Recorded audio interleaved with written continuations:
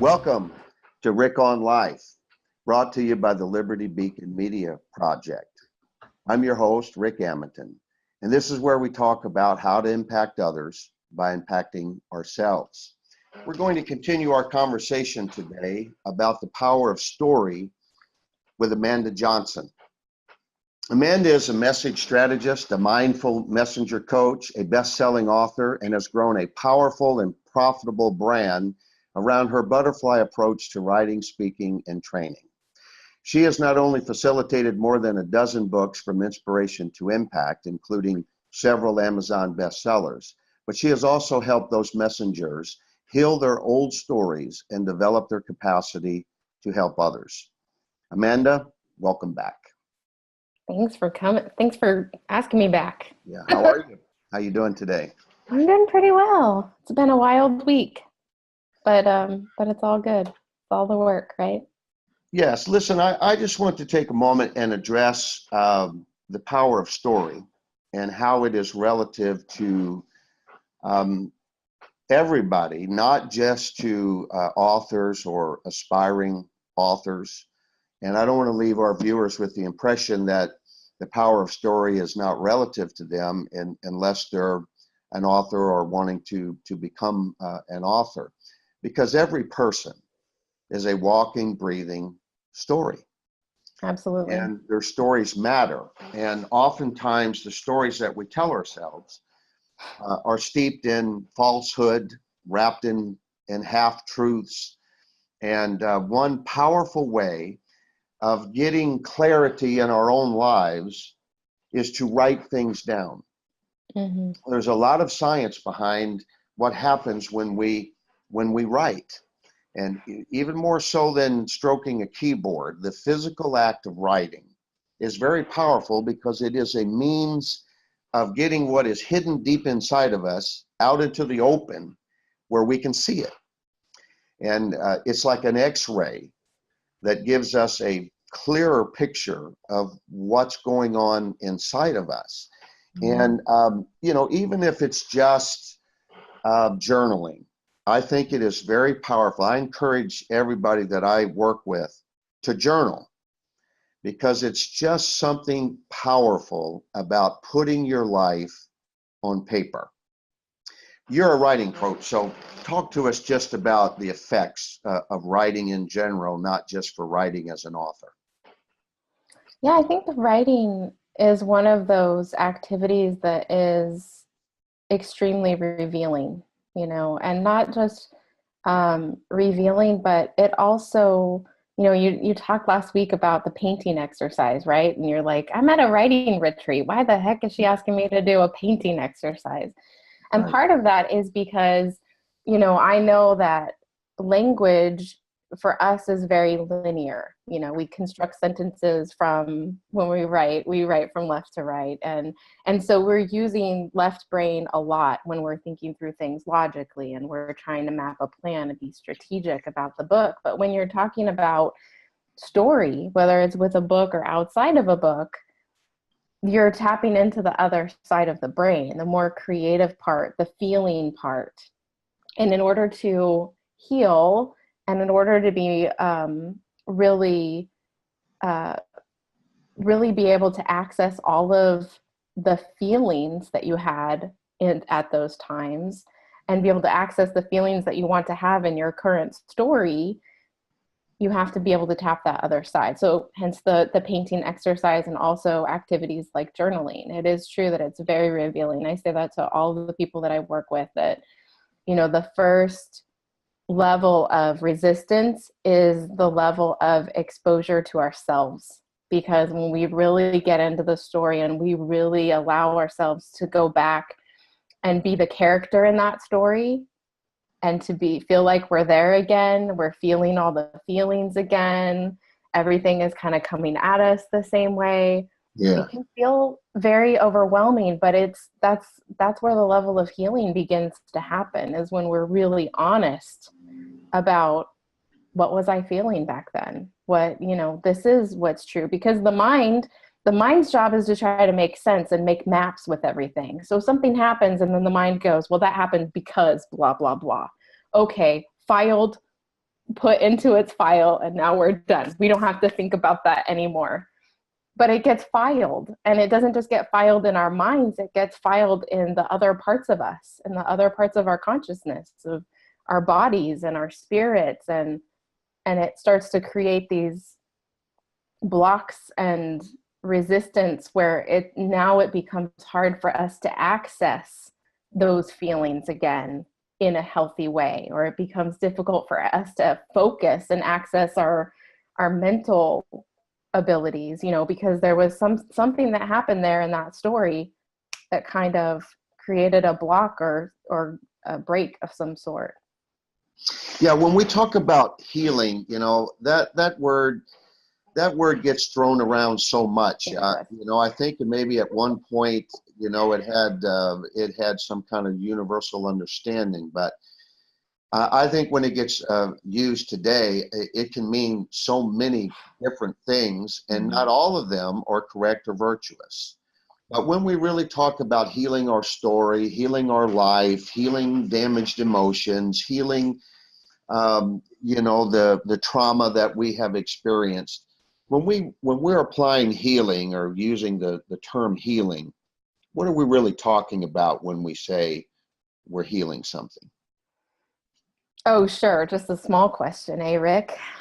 Well, listen, I'm in this process right now. I'm actually getting certified with one of my favorite mentors, who has made a huge difference in my own ability to heal my story.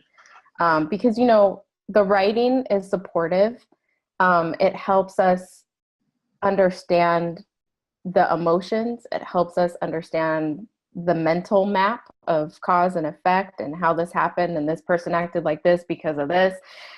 And then it can start to help us understand on the spiritual level, that what we were talking about last week, those moments of grace, being able to look back in our story and not just see pain, but see, I call it the wind, right? See the wind moving through our story and bringing resources and people and angels to help us along the way. But the one piece that took me the longest was the body piece, because what I realized over the years was that a lot of these traumas and emotions get stuck in the body. We store it. And so that can create blocks, and it can create illness and all of this. So one of the things that I have been learning with Dr. Nikki Elliott is that when we have those types of traumas and breaks, it breaks our access to certain levels of consciousness, or our ability to, our awareness, our ability to feel our bodies in certain ways anymore, or access our ability to focus.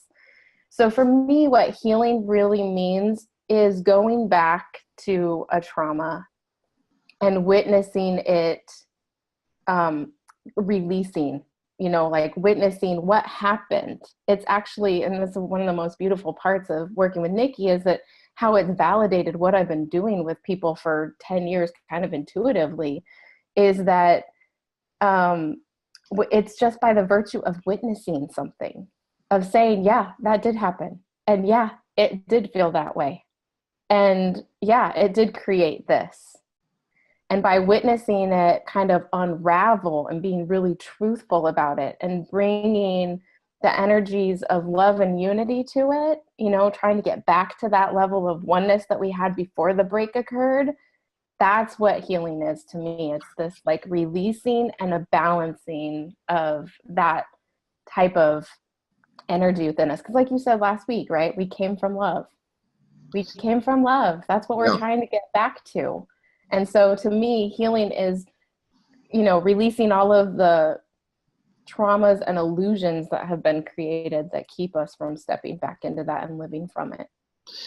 Yeah, I experienced so many emotions, as you're aware, when I was writing and working, through my story. And my story kept changing because I kept healing parts of my life, through the writing process, and so the narrative changed. Right. And which is great because it adds some clarity to our lives, and clarity leads to awareness, and awareness is the place we're all trying to get to. We need to be aware of who we are, where we come from, where we're going to, all of those aspects, who is in constantly in our story. Love is always present, but if we're not aware, we don't recognize it, we take actions based on the limited ability we have to work with ourselves outside of love. Right. It's a very difficult thing to do. And the truth is, things happen that should not happen. We experience trauma. We experience devastation. We experience, sometimes we're on the receiving end of something that is just wrong. And sometimes we're on the giving end of something that is just wrong. And either way you go, it needs to be healed. And we write a story around these events that happen. And that story oftentimes, as we mentioned last week, is the painful stimulator that prolongs that pain, because we're just going over and over and over the same event, the same story, and we're not moving along. So healing, moving on from things that have happened that have stunted us and immobilized us and made us stuck, is what we're really talking about when we're talking about healing. It's the ability to move on in a healthy, complete, whole sense from something that had been devastating to us. And so this is why our story is so powerful. And the power of our story is to be able to actually affect that healing. Mm-hmm. And move on. We left off last week here when we were talking about slamming into our stories. Mm-hmm. And I certainly, slammed into mine. And we need to elaborate on this a little bit so that, our viewers can capture what we're saying here. When you slam into your story, it's the reality of it. Yeah. Not just the past, but in the present moment that we are in, we're slamming into a truth that we have to deal with. Mm-hmm. And it's an uncomfortable part. I wanted to retreat many times in the writing process. I'm like, no, if that's what's required, I'm not doing it. Mm-hmm. I'll just gonna live my life where I am. And you can't do that. You want to do that. Self-preservation and protecting yourself from any further pain or being uncomfortable and all of that. But you have to be courageous Mm-hmm. to get to the power of your story. And I don't mean just courageous in in the sense of a hero, although you do have to to deal with that aspect of it. But it's the courage enough to let it unfold. It's not just making something happen, it's letting it unfold. Yeah.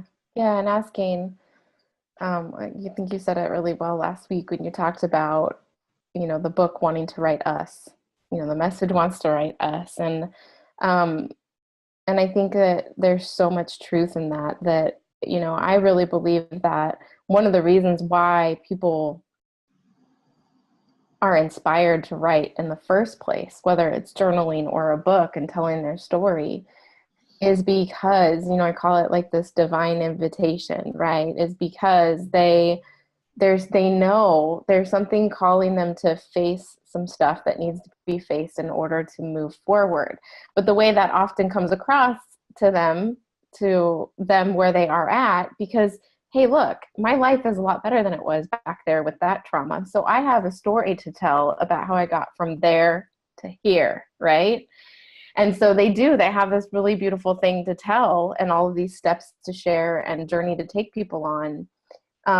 But the process of going back to that moment, if they're really going to connect with themselves and their audience as a speaker, as a writer, as a coach, they have to be willing to go back to being the character of the story, because that's where their audience is. So they have to be willing to feel all that stuff again and remember what it was like to have the limited view. You know, I've worked with so many people who've done so much work over time, you know, so much spiritual, energetic healing work, that they'll literally be like, well, yeah, but I don't have those feelings anymore.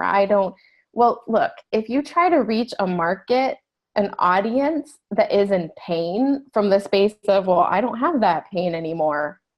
Well, that's inspiring. I want to be like you, but there's a part of me that just doesn't like you right now because it feels like you don't understand where I'm at, even though 5 years ago you were in the fetal position like I just was before I got to this class, right? Yeah.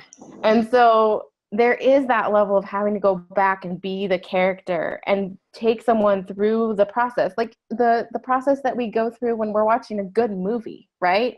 We insert ourselves into that story. We become the character because they're experiencing something that we've already experienced.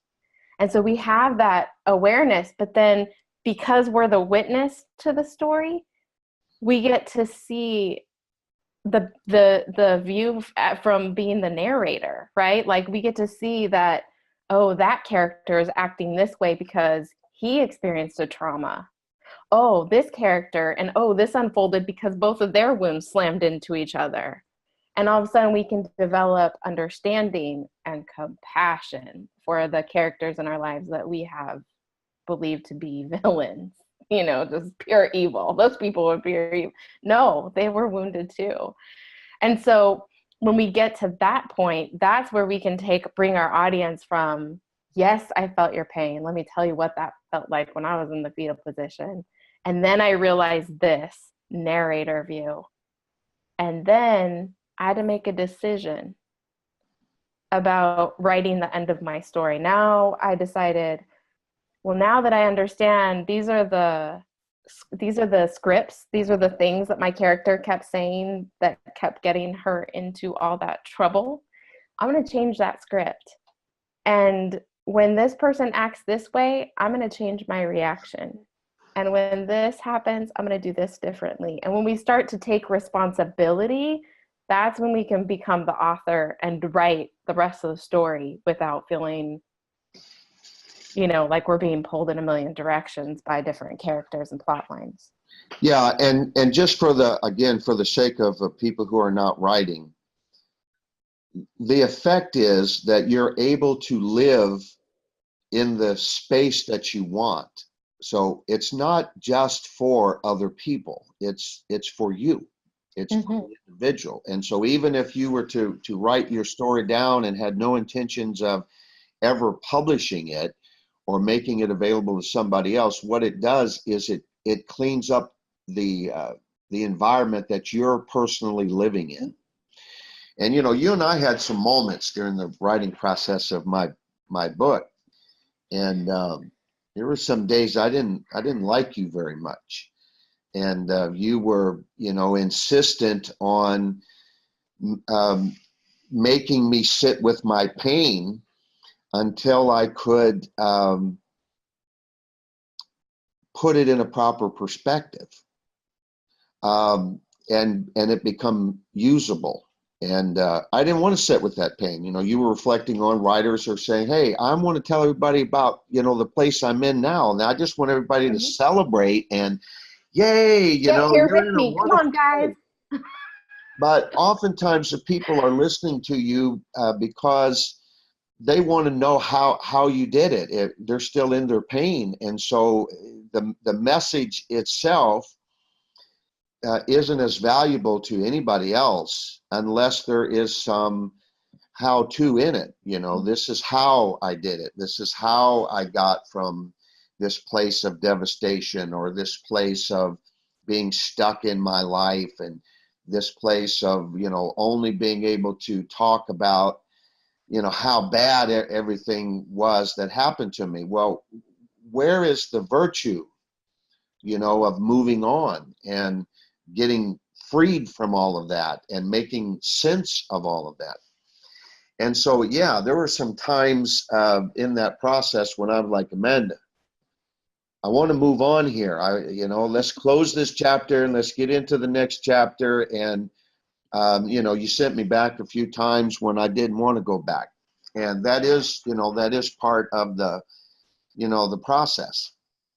And I think too, and I want you to jump in here, but I think too that one of the things that is the most uncomfortable about getting to the power of the story is the process of undoing the lies that we have told ourselves around the events.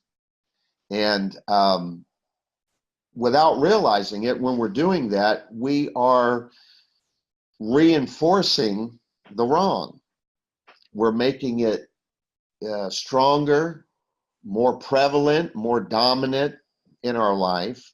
And because that's what we're thinking about, we're bringing more of that same stuff into our lives through the power of attraction without realizing this is our fault, because in a sense, we're living in what somebody else did instead of what we're doing about what somebody else did in our lives. Yeah. Yeah, I don't know if you want to tell that story for you, but I know that I have one, where something really, really big and devastating happened to me. And it was with someone that I loved dearly. I mean, I'll always be grateful for what they brought to my life. And so, we had this big, horrible conflict in our co-story. And she reacted one way and I reacted another, and we went our separate ways. And during that time, I was getting ready. I think this was probably about 6 months before I decided it was time to write my book. And so, but about somewhere around that time, like maybe a month or two before, my son had an experience where he was roughhousing with someone, and they like got in a tickle fight, and then someone was flailing and she slapped my son really hard. I mean, like trying to protect herself, and it was so loud that the whole room went quiet. So we were all sitting there and she was, "Oh my God, Aaron, I'm so sorry. I'm so sorry. Hit me back as hard as you can, make it right." And he looked at me like, what should I do? And, one thing I realized is that some of the most profound learnings in my child's life and in my client's life are the moments where I don't know what the hell to say. I'm just like looking at them like, I don't know. And so he did. He slapped her really hard. And then he started bawling his eyes out. And he went back. We were on vacation. He went back to our hotel room and he screamed and cried. And when he finally let me in, I asked him, like, "Are you hurt?" Because that's what it sounded like. And he said, "No, I acted like I wasn't me." I think he was mortified. I mean, he cried all night. And so I asked him later, as I was like I realized this was a moment for him, because he was like, "I didn't want to do it, but I felt like everyone else wanted me to." And I said, "Well, I understand that this hurts really bad right now, but I'm really glad you learned this lesson at 8 years old." I almost stole that moment from him, of being able to experience what happens when we don't listen to our inner voice, right? And so what happened was he had this experience, and then a few months later I have this experience with this person in my life who I adored. And as I started to unravel it, I realized, oh, this wasn't about her behavior at all. I mean, yes, it was no takeaways. Like, it was bad behavior, right? Like, that's the honest truth. But it was bad behavior because I had ignored my inner voice for about 6 months before then, that was giving me a warning that something like this was coming from multiple angles. And I was like, oh no, that would never happen. Oh no, this would never be turning out like this. You know, it's not like that at all. And then bam. And so for me, now as I'm like in that story, working through it, now I'm having to look at what was my responsibility here. Because it was one thing to be all caught up in my story about what they did to me, but it was a whole other thing when I realized, oh, this was about me. I'm the one who had all the power here, not this person. I'm not a villain. They don't have any control over me. I gave them all of that power over and over again by not listening to my own voice. So the process of looking at our story that way, being able to go from being in the moment as a character, which is necessary, and then being able to have that level of awareness that you're talking about, to be able to look at the bigger picture and how this works inside of our bigger story that we're living. That's where the juice is for me, because I was able to take responsibility and commit to myself, like, I am not going to ignore that voice ever again. Yeah, and that's part of the awareness thing, is realizing that we are the key to the answers, in our lives. We're the key to solving our mysteries. We're the key to solving, these dilemmas. And we are designed, we're built as problem solvers. And when we're not solving problems, we're magnifying them. And so this ability to become confident that, we are never alone. And there is always the presence of, divine love and divine inspiration. And there is a solution to all of the challenges that we face, personally, and then even on a larger scale, socially. If we will become aware of that and act upon that, for ourselves. That's why, I always say I've raised my son with epics. Epics are his sacred text. Because the thing is that when you watch a movie or you witness a good story, especially if you get to do it with someone else, especially a little kid, oh my God, they intuitively know everything. Like, what happened there? Why did he make the decision? Have you noticed that this happens with every hero? They get to the point in the story where they're like ready to step into their greatness, and it's this love attachment that gets them every time. It happened to Luke, it happened to, and so we have these conversations. But one of the things that I've just marveled at since he was little was the fact that he knew the right thing to do in every situation. And so did I. When we're watching a movie, that person could be going through the same exact thing that we are in our lives, and we're rooting for them to do the exact opposite of what we do every day. Yeah. Oh my God, you need to get rid of that friend. She is terrible for you. And then we hop on the phone with our friend in our story, right? But we know the right answer. And so facing the story gives us the ability to access that part of ourselves that knows. Yeah, that's why writing does have that effect, because you're bringing it out in the open, and it's now not behind your eyes, it's in front of your eyes. And it changes, what you're thinking and feeling. In my book, If Only I Had a Dad, Finding Freedom from Fatherlessness, we uncovered through this whole process the fact that lots of factors involved, but I ended up really living in a place of hypermasculinity. and approval addiction. Hmm. And these were patterns that had to do with, very early experiences all the way back to childhood. And, I was able to trace it back, find the root, find what I call the why, and then deal with that. Because when you deal with it, then you can your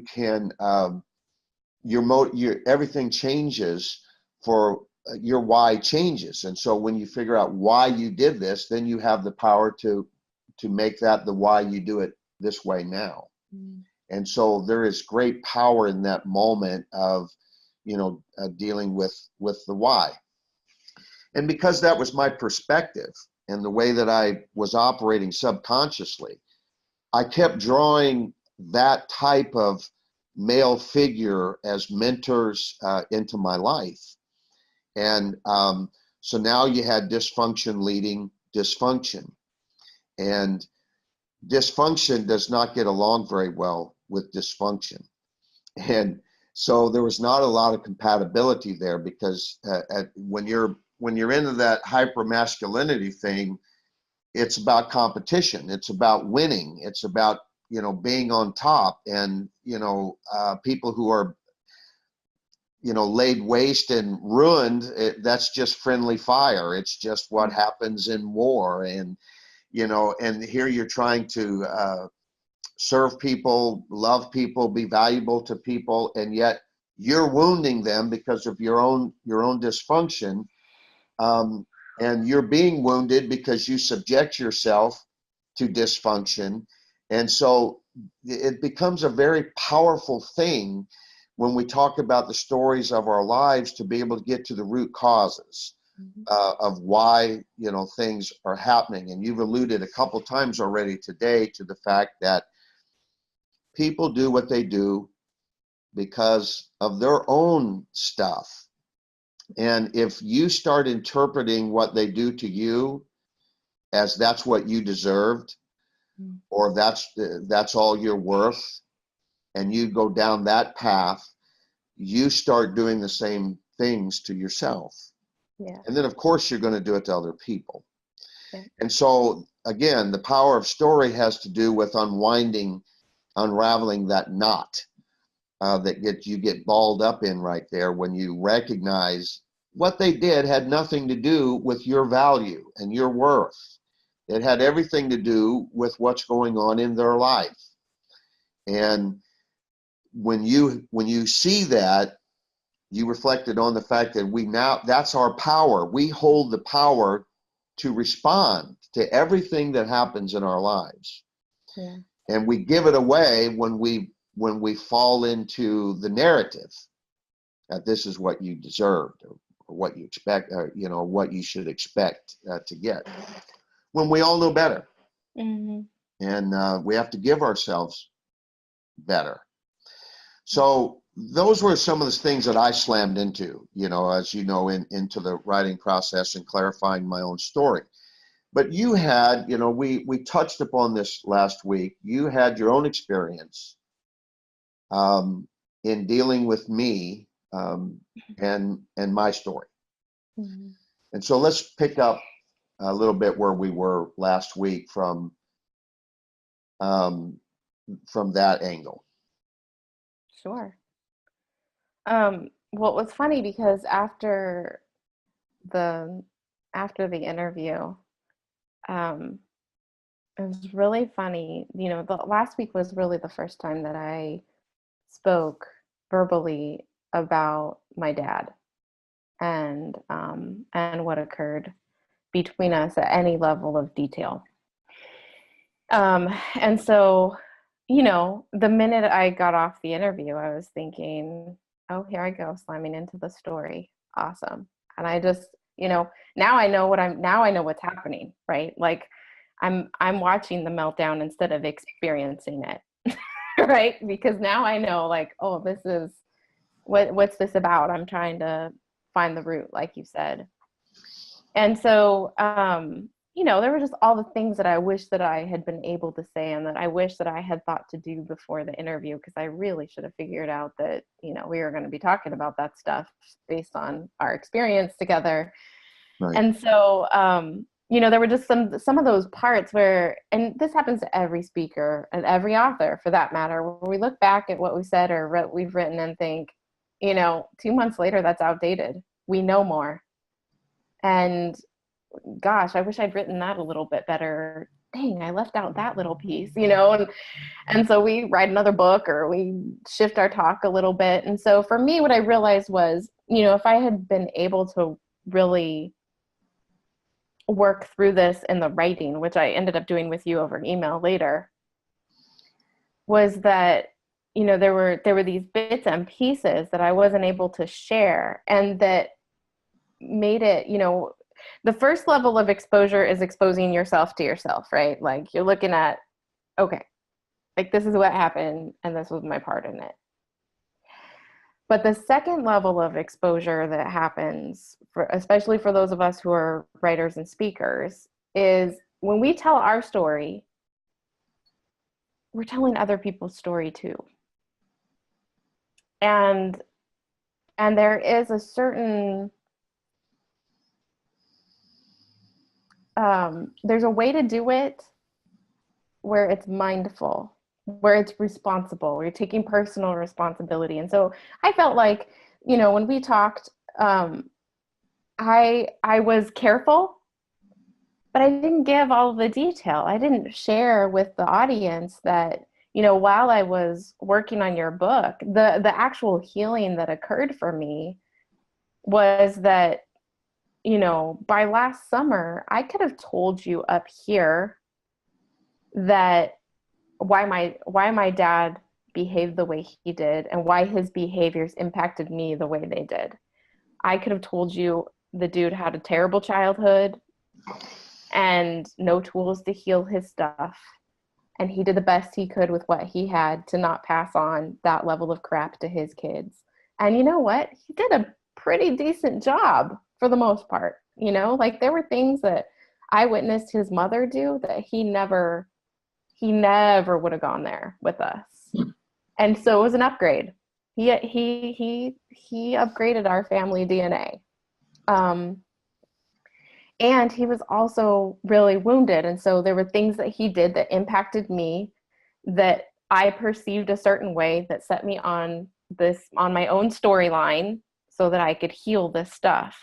So what happened when I was working on your book was that my dad went from being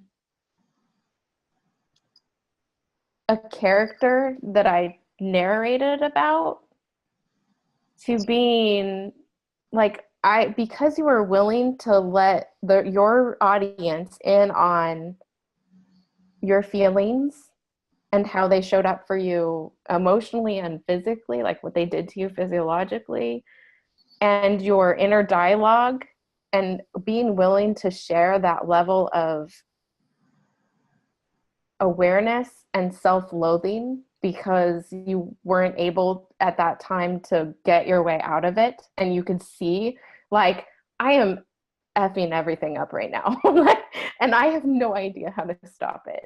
So as you allowed me to interact with that story of yours, I got to witness my dad, and I got to see his pain as a character that I could now not just talk about, but I could actually feel. You allowed me to see him in the same way that I had been able to see my own and experience my own story. So, that was, I think, the most healing part about it, was that I could take that understanding that I had about him that helped me to make sense of my world mentally and emotionally, but it helped me to integrate it by walking your story and his story with him. Yeah, it moves from the head to the heart. You use that phrase, I remember in one of our discussions, you know, that it moved from the head to the heart. And I think that that's again, a place where we grab our power, is because we get out of our head and into our heart. And, you know, we have the ability at any given moment to jump into our story and say, this is not how it's going to end. Mm-hmm. And that is very powerful, not only when you say it, but when you start acting upon your ability to, and understand that you have the ability to change the narrative of your life, mm-hmm. and to change outcomes. And so, you know, I was very thankful, you know, that you were sharing along different points, that you were, you know, having your own experience, because this is the very reason I was writing the book in the first place. Mm-hmm. It was not just to tell my story. It was to heal my own life, understand the healing, to clear a pathway for my grandson, who I knew was going to experience this family dynamic if I didn't somehow upgrade it. Yeah. And then I felt like, you know, whatever we receive is not ever just for us. And so you have no right to hold on to what you're discovering. It's always for you and somebody else. And so I felt like, you know, that the third leg of my stool here was going to be to give away what was not mine to keep. And so part of that was,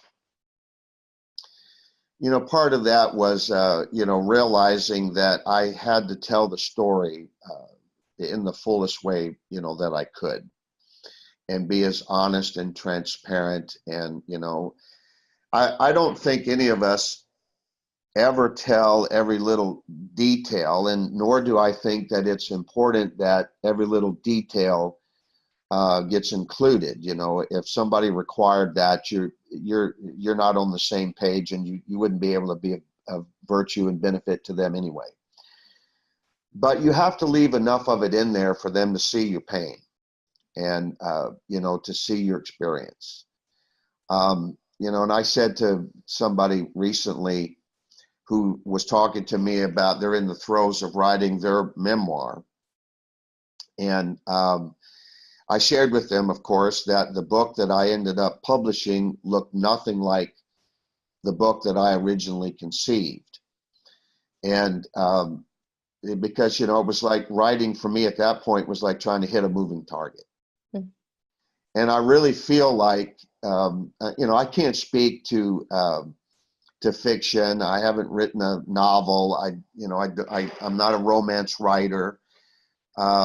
I'm an incurable romantic, but I'm not a romance writer. But I can only speak, you know, to the memoir aspect, because that's what I've written so far.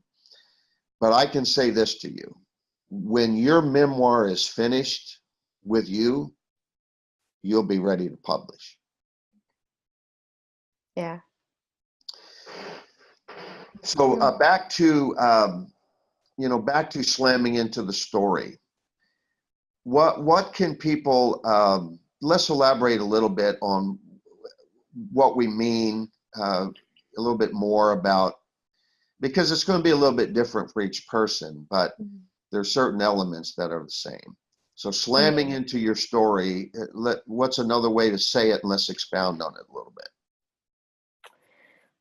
Well, you know, I think it's that moment where you realize that the story you've been telling yourself isn't the whole story. It's when you see one of those areas where you've been living in an illusion or a lie. And even, you know, sometimes I think that this happens at a totally unconscious level. You know, I think I shared last week, you know, I had one client where her resistance kept showing up. She wasn't moving forward. So slamming into story could be you're working on any sort of creative project and you can't move it forward for some reason, right? And if you start to look at what's the story that you're telling yourself about why this isn't moving forward, that will give you an indication about the story that needs to be addressed, right? And so I think I shared last week, she kept, like, I didn't work on my story because my husband, blah, blah, blah. It was just always something every week, something about her husband. And after about 3 weeks, I thought, okay, well, let's talk about this. And so what she realized through the coaching was that everything that she was getting ready to share with the world about finding freedom and all of these other areas of her life, she hadn't used in her relationship. And so slamming into her story meant coming up to the realization that was happening unconsciously. And if she didn't have someone to reflect this back to her and say, do you feel like maybe these are connected? I feel like this keeps coming up. She might not have seen it. She might have just kept turning in that cycle of can't move the project forward, feeling like she's, totally messing up her purpose. She felt like that was what she was supposed to be doing with her world and her life, but she couldn't move it forward. And so, coming to me, that's like that moment of, there's like the unconscious slam that happens where you're just like, what is happening? Here, I just declared that I'm going to be a better version of myself, a bigger version of myself, a truer version of myself. And guess what happened? We slam into all the stories that will keep us from becoming and being more of. And so that's what was happening for her. Her life, her soul was trying to show her this area right here, you're not. It's your ceiling. This story is your ceiling. This is as far as you can go until you rewrite it. And so she did. And of course, she was able to finish the book and move everything forward. But, it's that, I think slamming into story is characterized by, upheaval, confusion, just frustration, that, like, whether it's with the world or a project or with yourself, because you just can't get your head around something. It's upside down. It's the upside down part of my butterfly approach, where you go upside down and you're looking at your world thinking, well, crap, none of this makes sense anymore. We watched Les Miserables last night, and the most recent version where, the villain, right, Javert, who's trying to get Jean Valjean put him away again. He has this moment at the end of the movie, and my son was like confused, like, why did he kill himself? Like, that doesn't make any sense. And I said, that's why he killed himself. Because he got to the point in his story where what was happening to him here was so opposite of what he believed and had experienced his whole life that it broke him. He couldn't make the two work together. He didn't know how to do it. Yeah, we're getting close to the end here. I want to be sure that, you made a mention a minute ago about when we tell our story, we're telling other people's stories. Mm-hmm. And there is a mindful and respectful way to do that.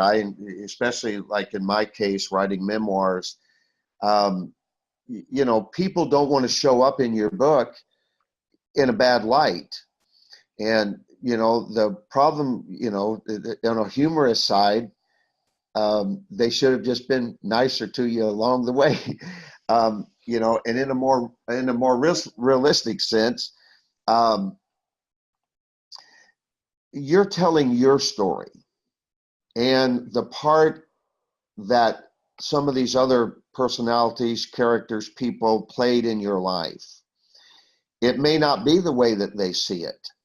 Mm-mm. But you still have to tell your story.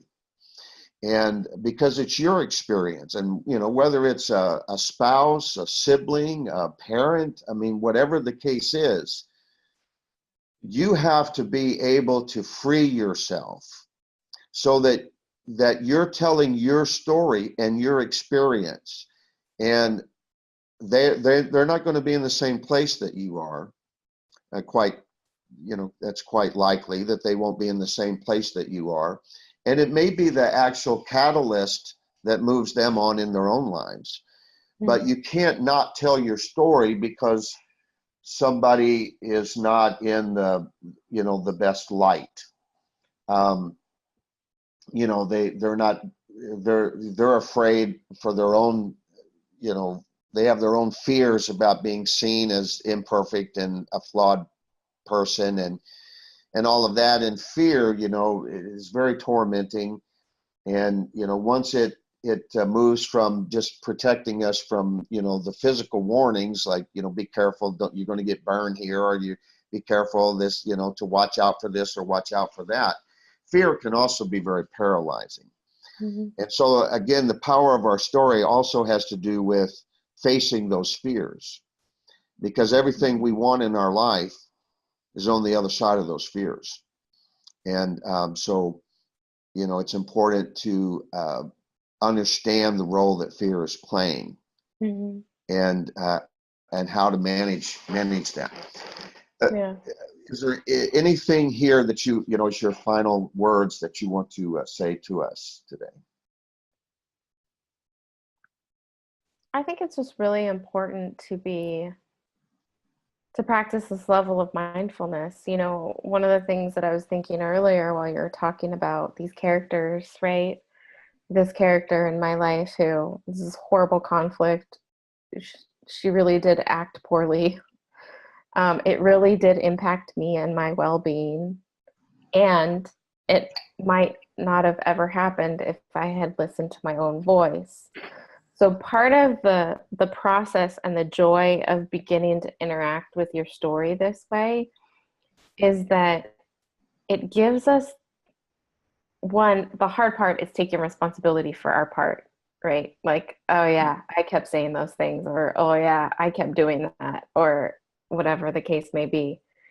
And then taking responsibility and learning how to shift those scripts and shift those behaviors so that the characters in our lives, we're not playing, this isn't the same story anymore. If you imagine you're on you're watching some musical on stage, right? Someone comes out and bumbles their lines, it affects everybody, right? Like all you got to do is change that one line and everyone has to shift.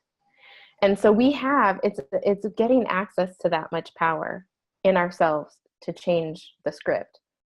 But the second part of it is that, when we touched on this last week, is the pure connection to love and joy and trusting that this is all unfolding perfectly. Because when you start to look at your story this way, this character or this situation showed up, triggered the crap out of me this week. I mean, sent me to 2016 on my nervous system, to 2006. I wrote emails yesterday from 2016. That's how triggered I was. And so, but because I know how to work through this process, I'm actually in a place this morning of gratitude where I can look at this person and see them as an angel instead of a villain, because they came in to show me something else that I needed to work through, something else that I needed to heal. And so I think that the real excitement once you get into this process of looking at your story this way is that there's nothing that happens against you anymore. You just witness this as this huge rescue mission of like, what's the next layer of healing? Healing does not happen completely all in one. There's no instant rewrite, Right. And you just keep chipping away at those layers.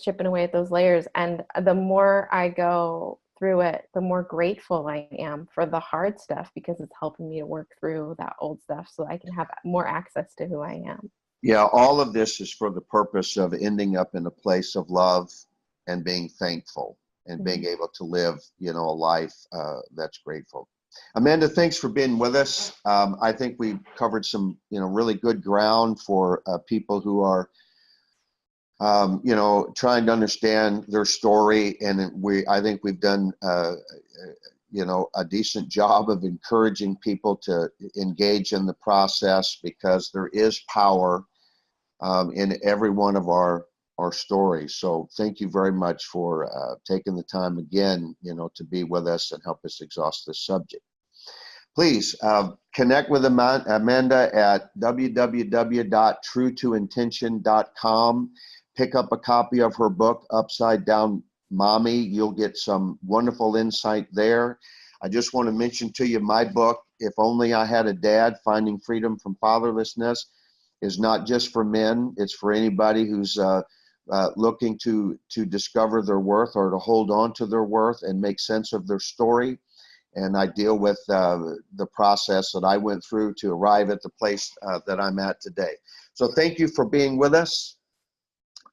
This is Rick Amitin from Rick on Life. And remember, whatever's going on in your life, just sprinkle a little love on it.